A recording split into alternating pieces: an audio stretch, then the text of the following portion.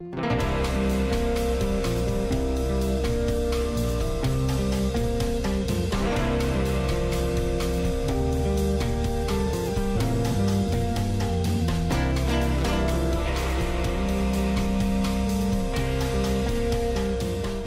many of you have ever received unfair treatment? Jesus said it is impossible that no offenses should come. Do you have the right to be offended? Offense is a snare, a trap. An offense is the bait of Satan. The Bait of Satan.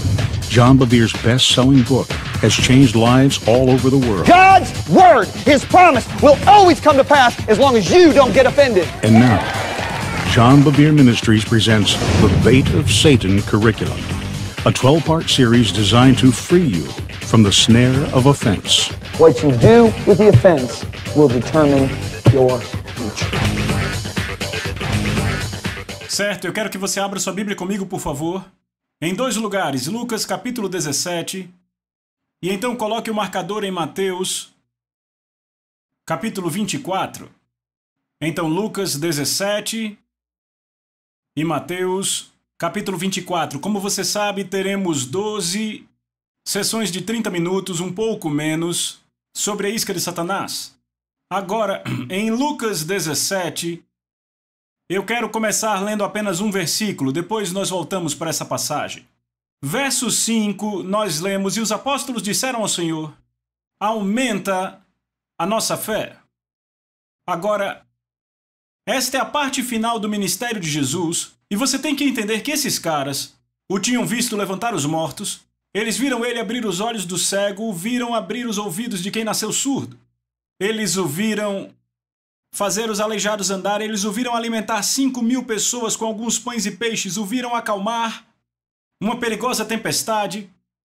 Mas ainda assim, nenhum desses milagres os fez clamar e dizer: Senhor, nós vemos que há muita dúvida, precisamos de mais fé.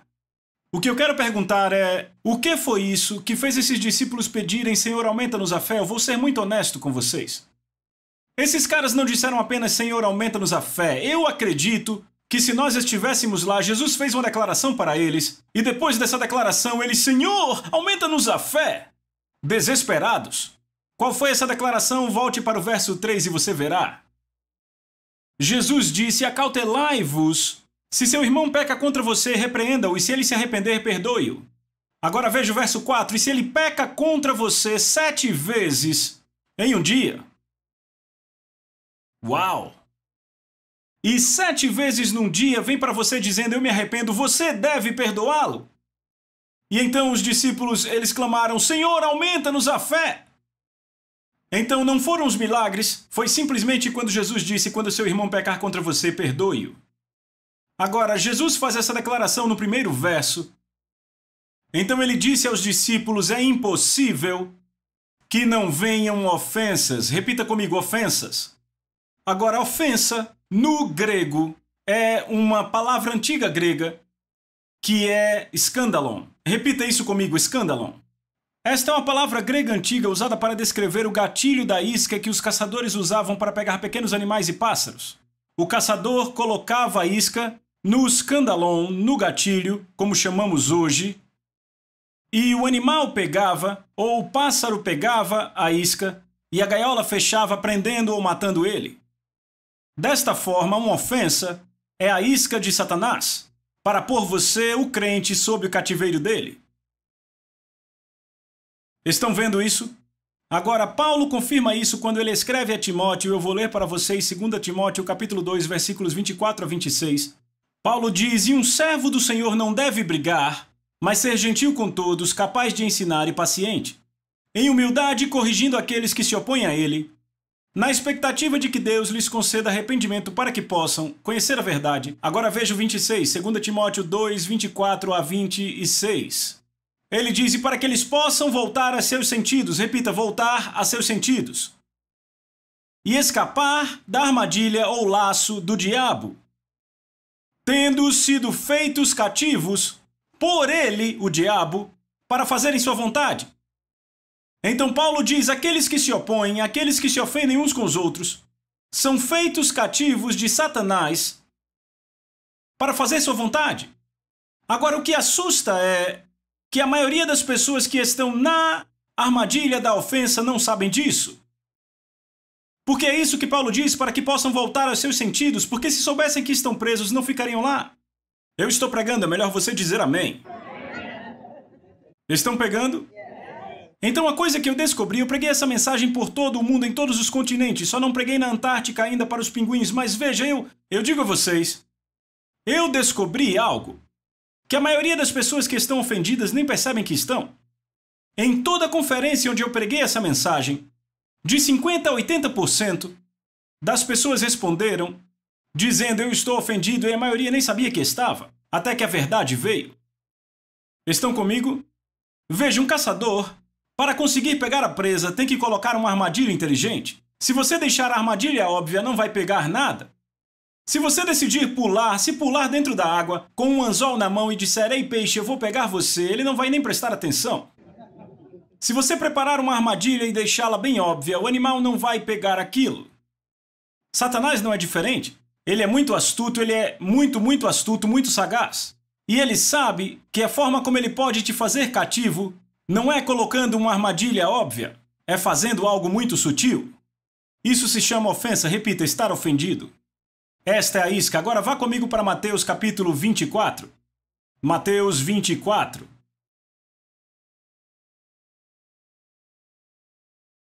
Agora, em Mateus 24, Jesus está falando dos últimos dias.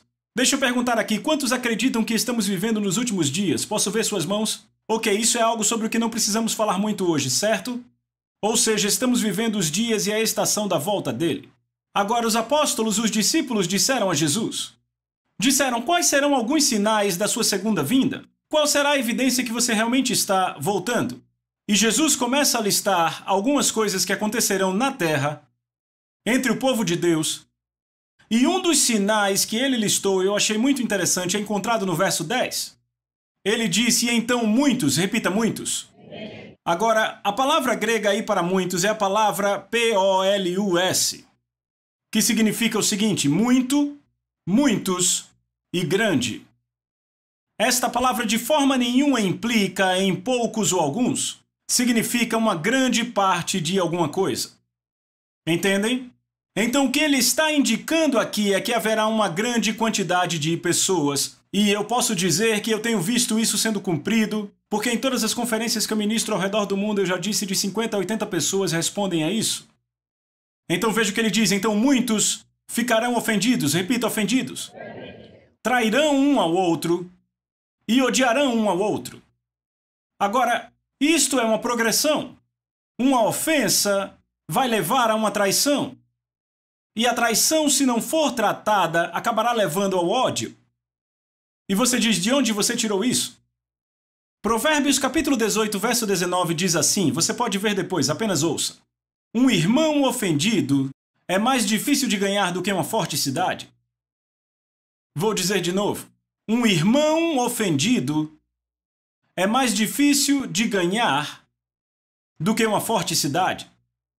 Agora, nos dias de Salomão, que escreveu o livro de Provérbios, o que as fortes cidades tinham ao redor? Muros, e para que eles serviam? Vamos lá, você sabe, proteção. Aqueles muros eram feitos para manter fora as pessoas que lutavam contra você. E também eram feitos para que você deixasse as pessoas a seu favor entrarem. Correto? Então o que Salomão está dizendo é que um irmão ofendido é mais difícil de ganhar do que uma forte cidade. Ele construiu muros.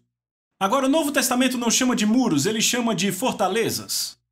2 Coríntios capítulo 10, versos 3, 4 e 5 diz, embora andemos na carne, não guerreamos de acordo com a carne. Quantos sabem que estamos em guerra?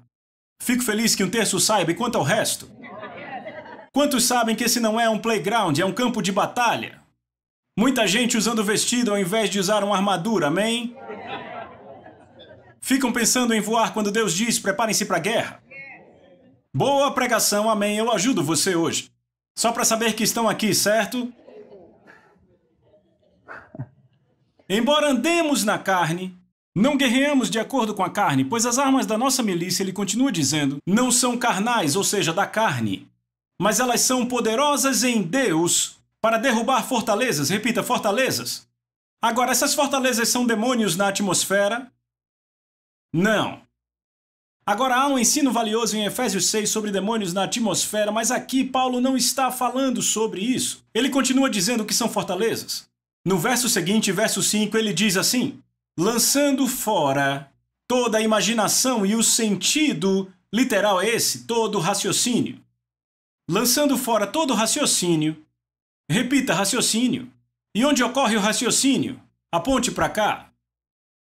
Lançando fora toda imaginação ou raciocínio e toda altivez que se exalte contra o conhecimento de Deus. Todos, aponte para a cabeça, onde está o conhecimento? Ah, você está entendendo. E então ele diz, ouça, trazendo todo o pensamento.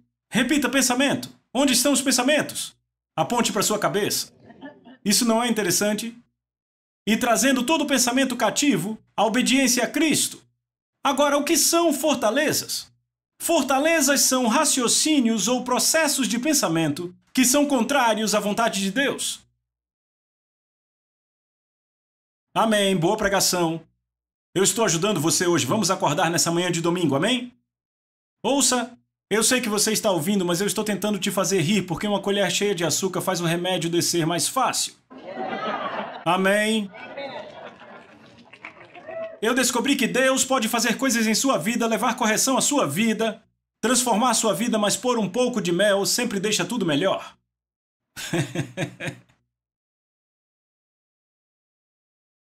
Processos de pensamento, raciocínios, fortalezas que são contrárias à palavra de Deus. Agora, a palavra de Deus é um reflexo da natureza dele.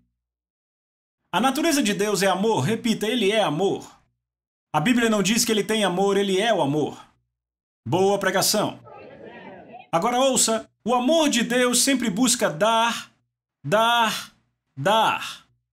Estão comigo?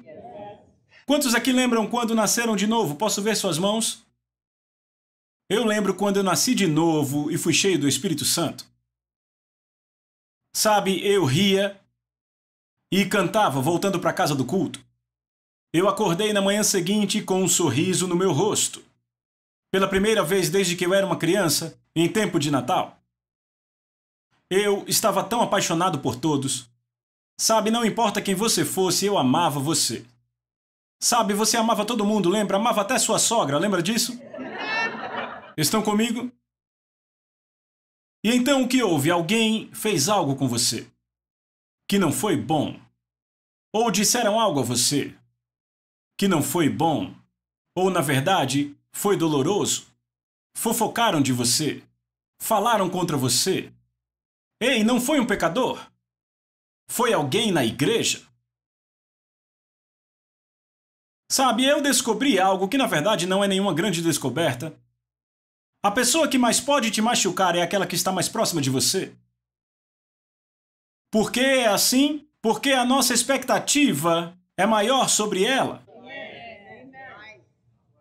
Estão comigo? Se geramos expectativas sobre pessoas, então se não as alcançarem, terão me ofendido. Estão comigo? É por isso que aquele que mais pode te machucar não é um pecador, e sim uma pessoa que está dentro da igreja. E muito mais um marido ou esposa, ou um pastor. Porque a expectativa é maior. Davi falou disso em Salmos 55. Ele diz isso do verso 12 ao 14. Pois não é o inimigo que me reprova. Isso eu suportaria. Nem é aquele que me odeia que se exalta contra mim, pois dele eu me esconderia. Mas foi você. Um homem meu igual, meu companheiro, meu amigo íntimo. Juntos andávamos, nos entretínhamos e íamos com a multidão à casa de Deus. Aqui está um cara dizendo, eu ia com ele para a igreja, sentava do lado dele, a palavra vinha para nós. Ele era meu irmão e agora ele se levanta contra mim. Ele disse, eu suportaria muito mais se fosse alguém do mundo. Estão comigo? Veja, porque aquele que pode te machucar mais é quem está mais perto, porque a expectativa é maior. Agora deixa eu mostrar algo a você. Digamos que aqui é a expectativa 0. Ok, nossas expectativas para o mundo são mais ou menos aqui. Nossas expectativas com nossos irmãos e irmãs são mais ou menos aqui. Certo? A expectativa com o marido ou esposa está aqui e a expectativa com o pastor está aqui. Estão entendendo? Agora ouçam com atenção. Se alguém faz apenas esse pouco, adivinhem, se é um pecador, ele foi uma bênção para você porque excedeu sua expectativa. Alô?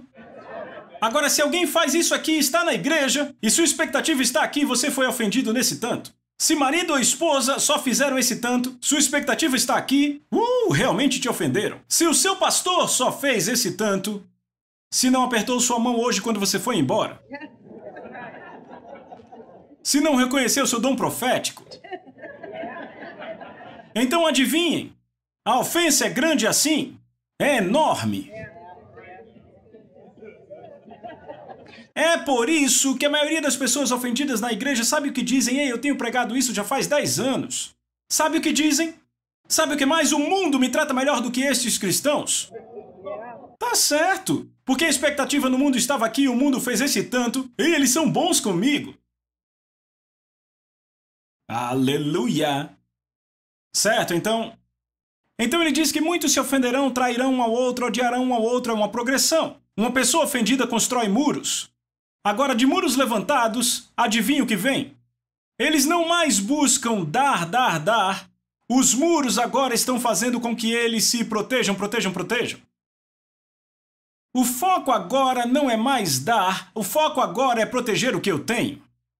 Agora eles se tornam como o Mar Morto em Israel. Quantos sabem que há 2 mares em Israel? Levante a mão. 2 mares que são cercados pela terra de Israel. Você tem o Mar da Galileia e o Mar Morto. Agora, o Mar da Galileia está no norte. Ele recebe as águas que se originam nas montanhas de Cesareia de Filipe. Elas descem até o norte do Mar da Galileia. Agora, o Mar da Galileia de graça recebe da parte norte, mas também de graça dá para a parte sul. De graça recebe, de graça dá. O resultado é que o Mar da Galileia é cheio de vida. Sabe, vida marinha, tudo isso, ele está cheio. Agora, as mesmas águas vivas que saem do Mar da Galileia fluem pelo Rio Jordão e entram pela parte norte do Mar Morto. Mas o Mar Morto apenas recebe, ele não dá.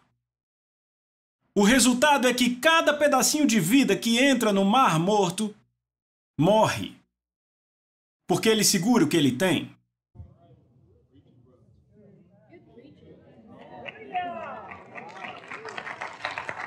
Lembram que Jesus disse, de graça receberam, de graça deem?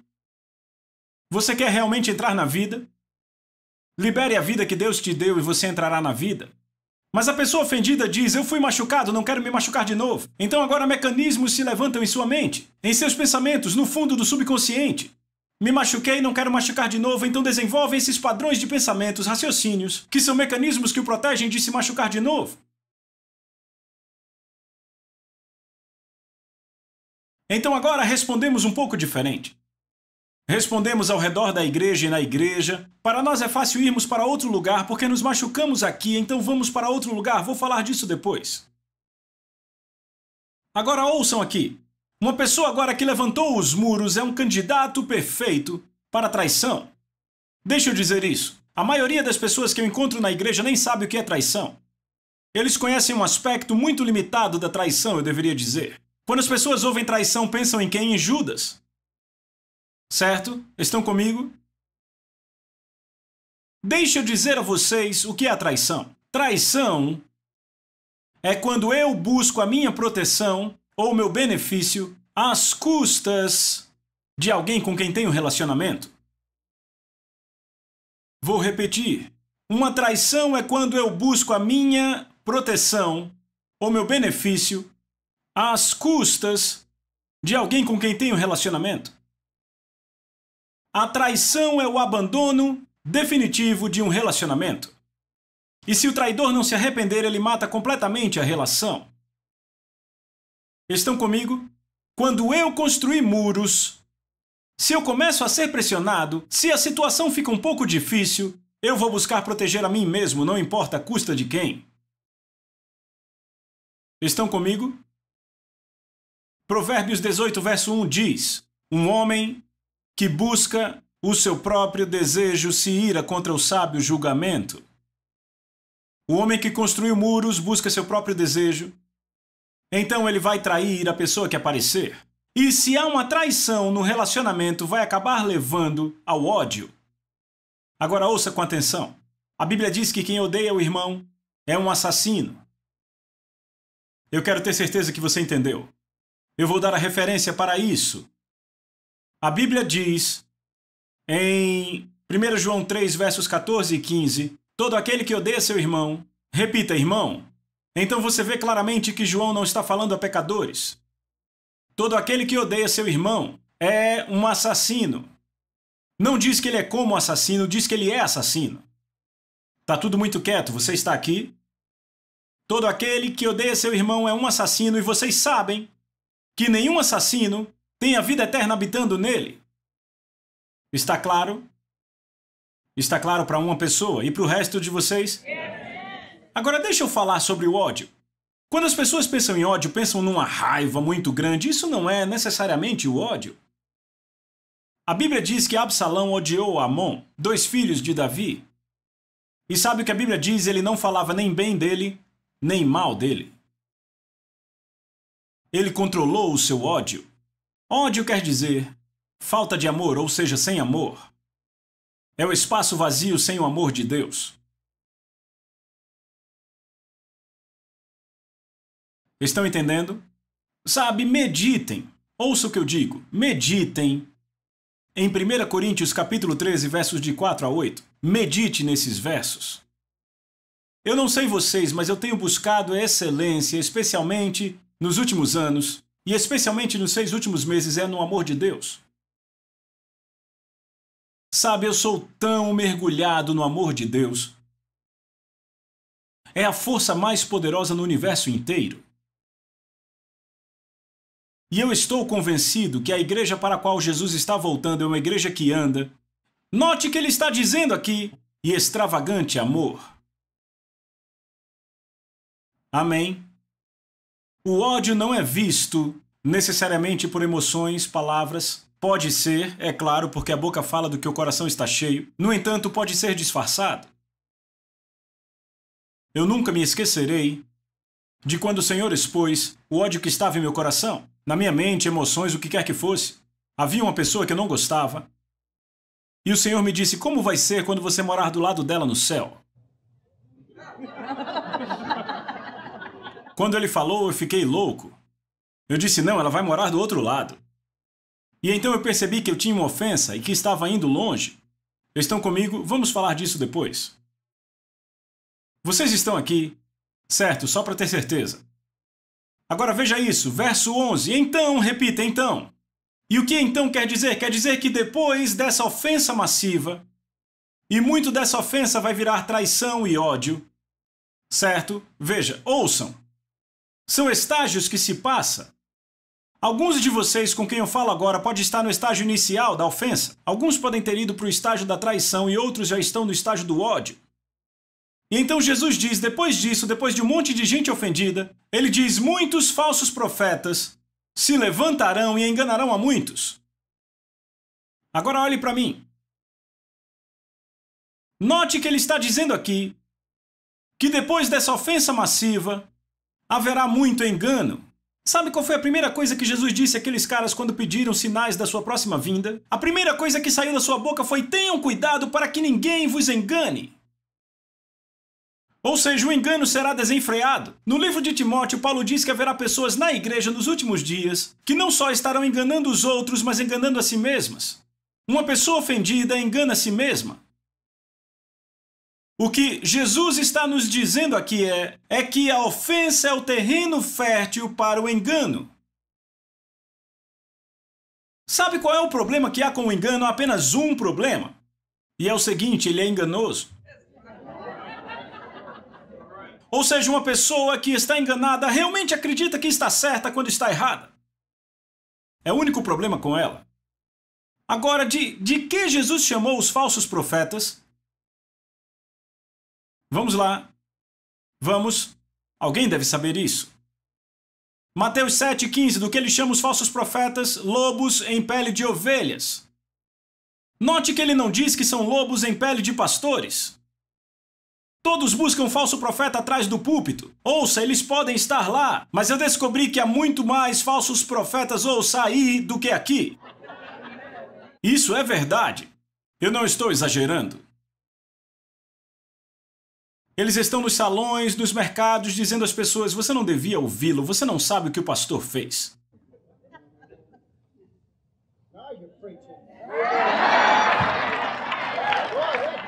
Agora ouçam o que eu digo. Tem um avivamento aqui, eu fico vindo pra cá, ok? Agora ouçam. Eu aprendi que esses predadores, eu estou falando de lobos, hienas, eles andam em matilhas. Estamos entendendo. Agora ouça, eles têm um objetivo, sabe qual é? Isolar as ovelhas do rebanho. Existe proteção para a ovelha no rebanho. Mas se conseguirem que as ovelhas se separem do rebanho, elas serão carne para a mesa deles. Provérbios 18:1. Um homem que se isola, busca seus próprios desejos e se ira contra o sábio julgamento. O que assusta é o seguinte: você pode estar numa grande igreja, ter uma grande família, mas o isolamento não acontece externamente, ele pode acabar externamente, mas ele começa bem aqui. Fortalezas. Agora você é um candidato para o engano. Lembre que o engano não vem com uma capa preta, vem com roupa de anjo, com roupa de crente. Vocês ainda estão aqui? Verso 12. Por se multiplicar a iniquidade, o amor de muitos se esfriará. Repita, o amor de muitos. Sabe o que assusta? A palavra grega aí para amor não é a palavra filéu. Filéu é o tipo de amor que todos têm, o mundo tem, a igreja tem, significa afeição de irmãos. Há uma palavra grega para amor chamada agape. Agape é o amor de Deus que o mundo não tem. Jesus disse, esse é o amor que o mundo não pode receber. Este é o amor que é derramado no coração dos crentes, quando ele nasce de novo e é cheio do Espírito Santo. A palavra que ele usa aí é agapeo. Jesus está dizendo que nos últimos dias, uma ofensa massiva não estará apenas na sociedade, mas o que ele está falando aqui, ele está dizendo que vai estar na igreja. E ele disse que o amor de muitos se esfriará, como cera fria. Ou seja, o ardente e passional amor de Deus em seu coração se tornará muito frio, e isso é uma coisa gradual. Ouça, você põe um sapo na chaleira, coloca ele naquela chaleira e liga o fogo, a água começa a ferver e aquele sapo morre. Ele não pula, mesmo podendo. Se você jogá-lo na água fervente, ele pula para fora. Deixe-me dizer algo. Quando o amor de Deus começa a esfriar, isso é aos poucos, não é instantâneo. Você não percebe. Fique longe da ofensa porque ela é massiva e desenfreada. Jesus disse que ocorreria massivamente nos últimos dias. Por isso você está vendo esse curso, para que a palavra de Deus te proteja.